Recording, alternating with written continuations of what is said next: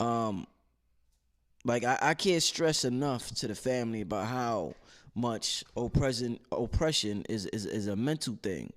It's metaphysical. It's pure mind magic that they're doing on us at this point.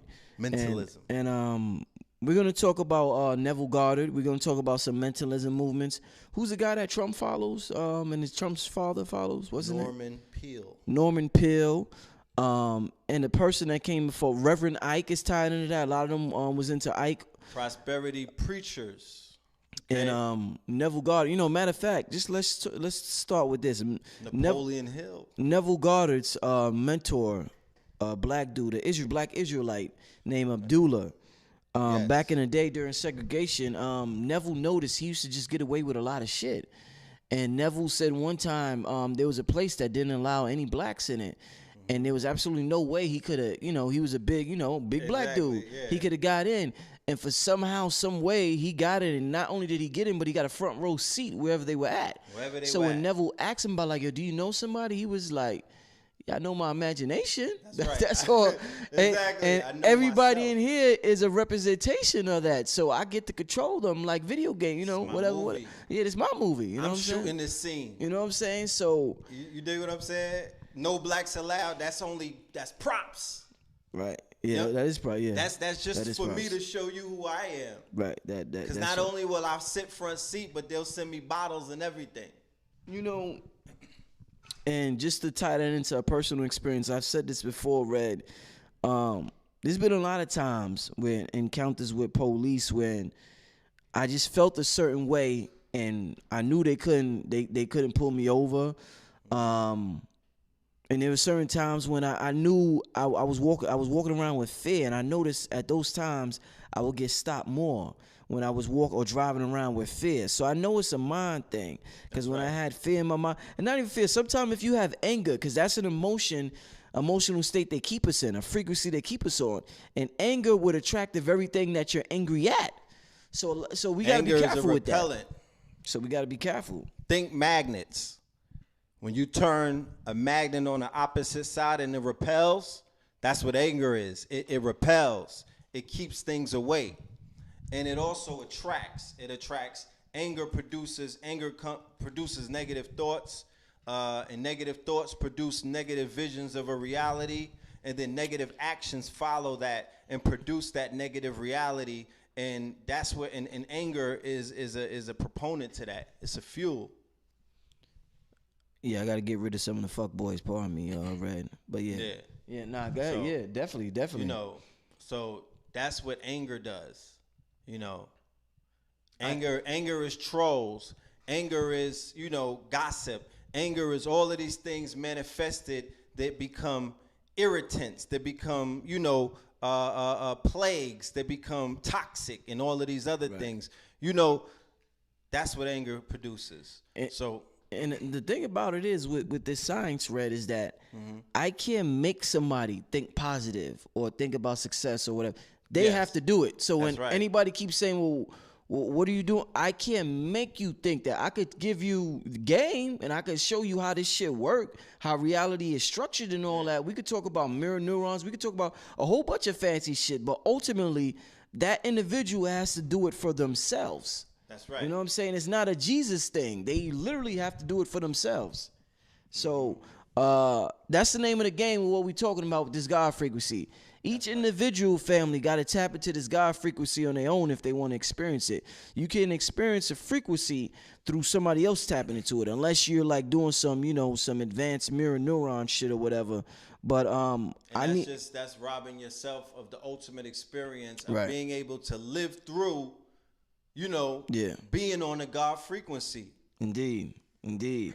But talk to me. So, Red, we got, a lot of dark. We was talking about dark magic last time. Trump, sigil magic. I was just talking to Eileen Bay about voodoo and the whole voodoo culture. What's your thoughts on the importance of mentalism right now with everything that's going on in 2018, Red? Mentalism, my thoughts on it is mentalism is everything that 2018 represents. I'm going to give you the definition for mentalism so we could understand what it is that we're talking about. But a lot of the activity that we've seen throughout this whole year points to the fact that the mind is powerful, and all is and everything is definitely mental. Okay. The definition for mentalism is the theory that physical and psychological phenomena are ultimately explicable only in terms of creative and interpretive mind. I'm going to read that again. Mentalism, the theory that physical and psychological phenomena are ultimately explicable only in terms of a creative and interpretive mind. So, that means that if your mind is being controlled by the spin cycle that is the media and all of the things that are taking your mind and distracting it, and all of the circuses that take place in the media, online, in social media, in your workplace, you dig what I'm saying, in your household, all of the things that take you away from the true thing, and that's knowing yourself, and that's being able to know that you are the one who are making the things around you do what they do. It's all in your mind. You control the whole sphere of things. You are even in control of what is perceived to be your so-called enemies. Those are only chess pieces in the game of life that you set up to play, because you've always had adversaries. You've always had protagonists and antagonists. It's always been Heru versus Set. It's always been that chessboard. You've always had that so-called opposition, because we live in the world of what? Duality. So in the world of duality, there's always going to be the protagonist and the antagonist. There's always going to be the lion, and it's always going to be the zebra. You feel me? So that's the reality that we live in. Mentalism, as we can see through the music that the people are listening to, if the definition of mentalism stands for that, and then we pay attention to what our children are listening to and what we're listening to at the same time, because there's no such thing as the music that they listen to, because the minute we start hearing this shit, we listen to it. So everybody's listening to the same music, all right? So what's the message, and what kind of picture for the future is the collective of all of this music? What has it painted for you in 2018? I know we've had some shining moments where they had MCs, dropping bars. Jay-Z had a Hot 16 with What's Free and some other things. But I'm talking about collectively with all of the mumble rap, all of the trap rap, all of the whatever rap, all of the snap rap, all of the crack rap. What have our people, what are we going to benefit off of that? When we bring up the fact that this year alone, do you know how many rappers have died? Wow, I can imagine. I'm going to get the number so I could be specific. Shit is outstanding. A lot of drugs being used, man. A lot of drugs being used. Well, more than a lot of drugs being used here, we're in what is known as the deaf culture, okay? We're in what is known as the deaf culture. Shout out to Miguel Murillo. Yeah, that's half a man for the food. I appreciate you. Yeah, that brother looked out. That's right. That brother looked out. He definitely did. So we're identifying it, hip-hop is the deaf culture.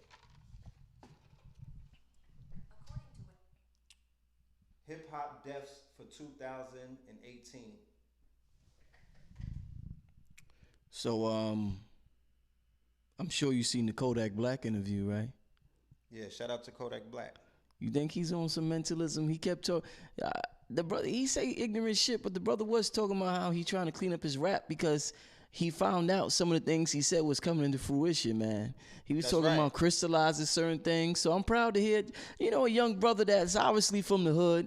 He ain't the most educated, well-spoken brother in the world, but he's, he's making an attempt to create a reality in which he seems that he wants. So shout out to that brother, man, for trying. You know what I'm saying? I mean, I couldn't have said any better.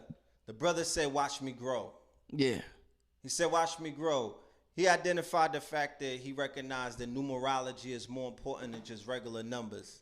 You dig what I'm saying? Right. he expressed the fact that, you know, his grandmother and all of them that are in Haiti, they put in that work, and he knows what that work is about. Indeed, man.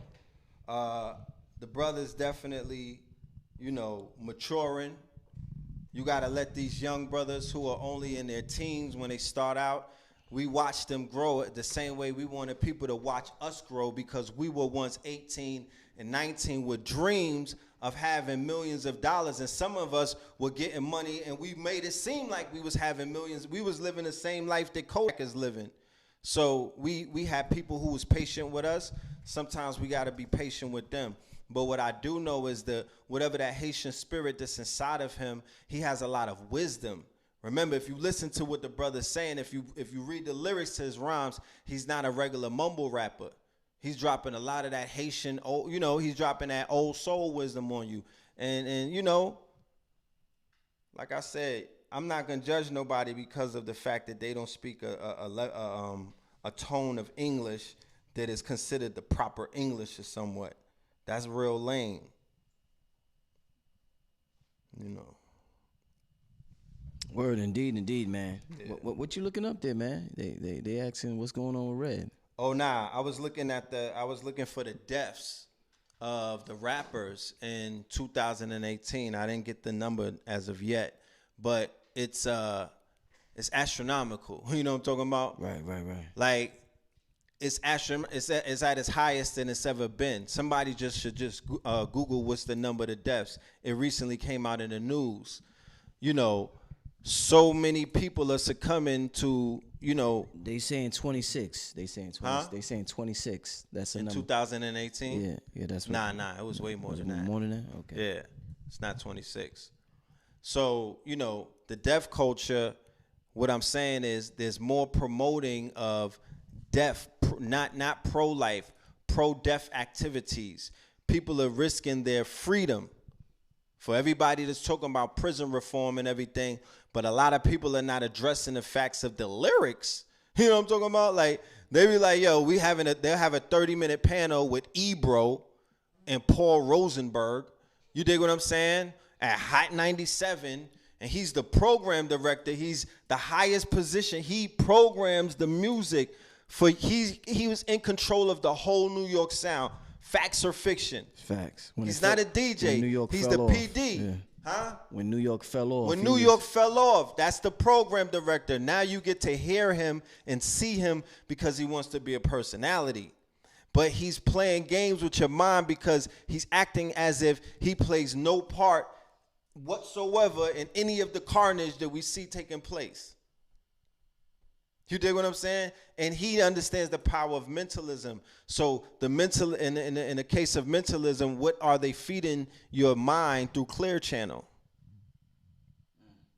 What are they feeding your mind through Clear Channel? If the majority of the activities and the assumptions and all of the things they're telling you to do is going to put you in a place where you are completely out of the game, and that's either in jail or in the grave or in a place where you don't want to be, cased up on probation or paper, whatever. Like, that is exactly what they're telling you. They're not telling you about the gig economy. They're not telling you about anything. They're not telling you to go drive a Uber or something. They're not telling you about the share economy. They're not telling you about the stocks that they invest in. They're not telling you about, you know, they're not, a lot of things are not happening. But what is happening is that the people's minds are being programmed, and the program directors are responsible for that. And the program directors have direct lines to the alphabet boys. You dig what I'm saying? And the authorities. And this whole thing is a fishbowl, and everybody is being monitored and sized up. You know? And that's what hip hop has succumbed to. So it's a death culture. When Nas said that the shit died, it considerably a certain aspect of it, you know, actually died off. And now we're in this area where to be pro-death, to be pro-suicide, to be pro-sipping on substances that have been proven to kill people faster than any drug that we know. Even being on heroin in the opium epidemic. You know what I'm talking about? Indeed. So the people who are behind these radio stations, the people who are behind these movies, the people who are behind these Hollywood studios, right? The people who are behind these Academy Awards of the arts and sciences are the same people who are behind the record labels. They're all the same people. These are the same people who told Mark Lamont Hill that you had to go only because you said from river to sea. And they took that as hostile language, because under no conditions are you allowed to speak anything about that piece of land right there.